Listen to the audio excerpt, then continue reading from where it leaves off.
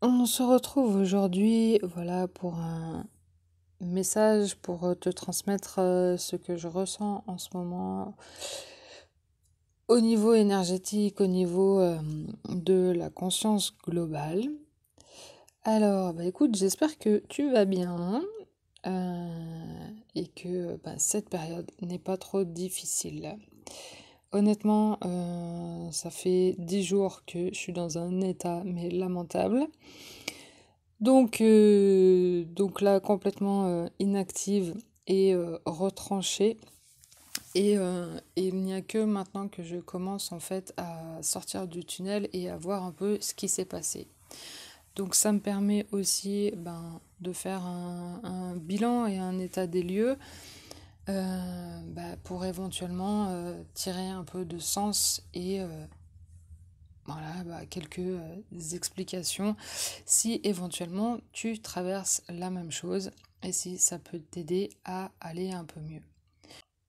Donc j'ai pu constater, alors surtout avec moi et puis là avec mon entourage, j'ai pu voir qu'il y a aussi quand même pas mal de personnes qui rencontrent voilà, d'énormes fatigues, des crises en fait. Moi ce que je vais appeler ça des crises identitaires quelque part. Alors moi, voilà, en tant que hypersensible, ça s'est manifesté par trop de bruit, trop de lumière, trop de sensations qui deviennent douloureuses physiquement. Et du coup, qui m'amènent à me retrancher dans le noir et le silence. Euh, donc ça, on va dire que en temps normal, j'ai l'habitude, mais à ce point-là, ça faisait longtemps que ça ne m'était pas arrivé. Et vraiment, c'est devenu vraiment insupportable que le moindre bruit. Donc au bout de 2 jours, il a fallu quand même que je sorte, que j'aille à la pharmacie voilà, chercher de l'homéopathie.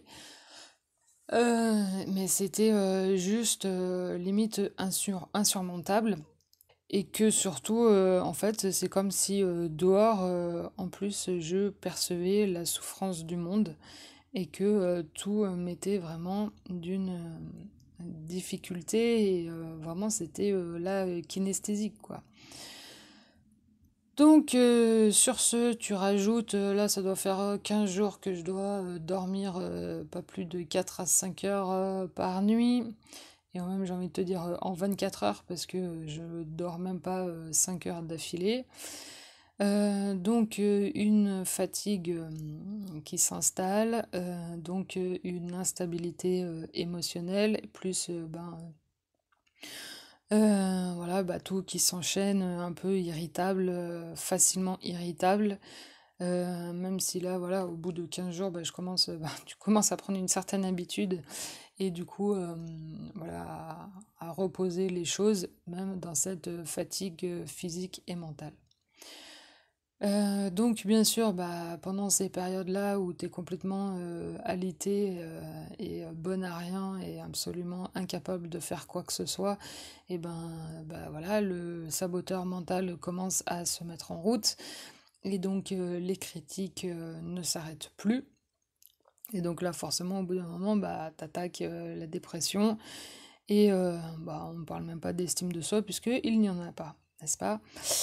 Donc, qu'est-ce que tout cela montre? En fait, moi, ce que je vois, c'est que, en fait, à travers ces crises sensorielles que j'appelle, voilà, une surstimulation sensorielle, donc à partir des sens, que, en fait, c'est un appel profond de notre être intérieur. C'est-à-dire que c'est comme si on l'écoutait pas et que par cette surstimulation, cela nous oblige à rentrer dans cette intériorité, dans ce silence intérieur, à nous couper du monde extérieur, des informations extérieures pour venir se concentrer et venir écouter cet appel intérieur. Je pense qu'aujourd'hui, là, c'est même au-delà du fait que t'écoutes ou t'écoutes pas, que tu laisses des espaces ou pas, c'est juste que je pense qu'il y a un moment, là, actuellement, c'est un appel fort de l'être intérieur qui veut se manifester et c'est lui qui décide, quoi. Ensuite, c'est-à-dire que c'est à travers cet apprentissage, ce chemin de retour vers soi qui s'entame avec ces crises et qui peut aussi se faire sentir, notamment lorsque tu ne trouves plus de sens dans tout ce que tu fais, que tu ne trouves pas ta place et que tu n'arrêtes pas de te poser 15 000 questions. C'est aussi arrêter de s'abreuver des informations extérieures, d'aller toujours chercher ce que tu crois qu'il te manque, des explications et autres thérapies, même si je dis pas que c'est pas efficace, hein. Modère mes propos, c'est juste que en fait il y a un moment où la réponse ne viendra que de toi et donc de l'intérieur de ton être. Et même pour confidence, je peux te dire que ça va faire 3 ans que j'y suis activement et que même pour ma part, même si je vois certaines évolutions, je ne trouve pas que pour ma part ça avance franchement. Concrètement dans la matérialité. Pour revenir plus en détail dans ce processus en fait de l'appel intérieur, donc ça veut dire que notre attention doit sortir du mental, de son attachement aux histoires que le mental se raconte, aux pensées, d'arrêter d'être dans ce mouvement, dans cette impermanence continuelle en fait. Quand l'attention en fait arrive à décrocher de ceci, elle revient sur l'observateur. L'observateur qui observe ce qui bouge à l'extérieur. Et ceci en fait fait arriver le silence mental. Et c'est dans ce vide que se trouve la présence, l'être. Et notamment en fait ce que l'on va nommer l'incréé, l'informé, la non-forme. En fait, c'est la conscience pure. Et c'est alors que le sujet, donc l'observateur, prend conscience de lui-même pour ensuite se distancier du personnage, du conditionnement humain dans lequel il s'est créé, il s'est mis, pour se désidentifier et afin que l'être, la présence, devienne le témoin de ce qu'il se passe à l'intérieur de cet espace de conscience. Donc lorsque tu prends conscience que ta présence, ton être intérieur est la conscience pure, qui est en fait l'espace dans lequel se manifestent les choses. Cet espace est en fait le contenant qui a conscience de plus en plus de tout ce qui se passe à l'intérieur. Donc c'est là où tu fais cette distanciation entre tu n'es plus tes pensées, tu n'es plus tes émotions, et que tu sais que ton intérieur n'est que une projection qui va se manifester à l'extérieur. Donc tu commences à observer tout ce qui se passe dans ta vie au niveau des événements, des relations que tu as pour te rendre compte que ça ne parle que de toi constamment.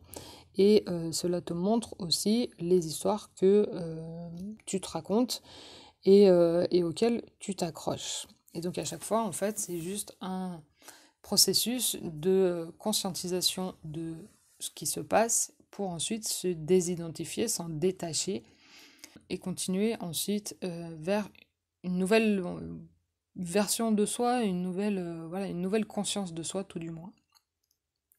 Mais ce processus, en fait, il est incessant. Ce dont je voulais parler aussi là, qui prend de plus en plus d'espace en ce moment, c'est quand tu commences à investir cet espace de conscience pure et que tu te mets en relation, que tu commences à sentir ton être à l'intérieur, c'est vraiment du domaine du ressentir en fait. Et tu vas commencer à voir que tu as la capacité d'investir cet espace d'amour. Et donc, ce qui est en train de se passer en ce moment, c'est des occasions qui nous sont offertes pour introduire de la conscience et de l'amour dans toutes les dimensions de l'être humain et de notre humanité. Donc ça va être apprendre à mettre de l'amour là où il n'y en a pas. Et ça, c'est vraiment en fait un vrai processus de conscience. Enfin, moi, là, j'ai l'impression que c'est encore une nouvelle dimension. Euh, donc, ce que je voulais aussi mentionner, c'est qu'en fait, à un niveau collectif, c'est que l'on s'aperçoit que après l'ère du patriarcat, où notamment, on va dire, le masculin déséquilibré s'est bien développé, nous accédons aujourd'hui de plus en plus à une ère du féminin sacré. Et c'est quoi le féminin sacré? Là, je te donne juste moi ma compréhension et ma version en fait de ce à quoi j'ai pu expérimenter et de ce que je comprends. En fait, le féminin sacré permet d'accéder à ce monde imaginal. Et ce monde imaginal, c'est un monde intermédiaire qui ouvre à la connaissance symbolique grâce notamment aux archétypes. Donc c'est une ère qui donne la faculté de la perception sensible par l'imagination créatrice, qui est en fait la création universelle d'elle-même. C'est apprendre à rêver avant d'apprendre à penser. Et comme nous sommes responsables en fait du monde que nous créons, est-ce que l'image véhiculée à travers les médias donne de l'espoir pour le futur? Je sais pas, moi, à chaque fois que je croise quelqu'un, j'ai l'impression qu'en fait, tout le monde est plus ou moins déprimé et n'a aucun optimisme ni espoir pour la Terre dans sa globalité, on va dire au niveau pollution et environnemental, et puis pas grand-chose pour la vie au niveau individuel et collectif. Mais si du coup, moi ça fait un moment que je suis là-dessus et que j'en suis de plus en plus en fait convaincue, c'est que comme nous sommes responsables en fait du monde que l'on crée, au niveau individuel et collectif, c'est par notre manque en fait d'imagination, notre incapacité presque à rêver, que nous nous enfermons nous-mêmes dans un monde avec une vision sclérosée, déterministe, voire pessimiste. Et nous créons nous-mêmes nos propres limites, qui aussi créons le manque et la mort et la désolation et tout ce que tu veux en fait. Par le simple fait en fait de faire exister ces concepts. Et donc, ça aussi, cette vision en fait déterministe et pessimiste est accentuée par notre façon violente de faire ou de voir les choses, par la façon de diviser et de juger ce que l'on voit à l'extérieur de nous.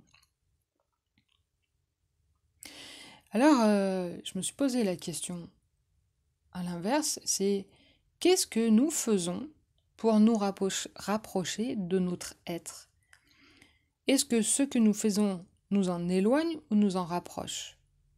Est-ce que dans tous les actes de notre quotidien, est-ce que l'on se rapproche de la beauté, de la joie, du vrai, ou est-ce que cela génère en nous de la colère, de la frustration, de la jalousie? Ça mène à une autre question, c'est est-ce que ce que je fais est l'expression de mon être ou son refoulement? Et comme aujourd'hui nous avons de plus en plus accès à la conscience de l'être, nous avons la possibilité d'être sur un chemin de retour ou d'éloignement de la présence. Et ça, en fait, ça peut être un vrai choix conscient que de le faire à chaque instant.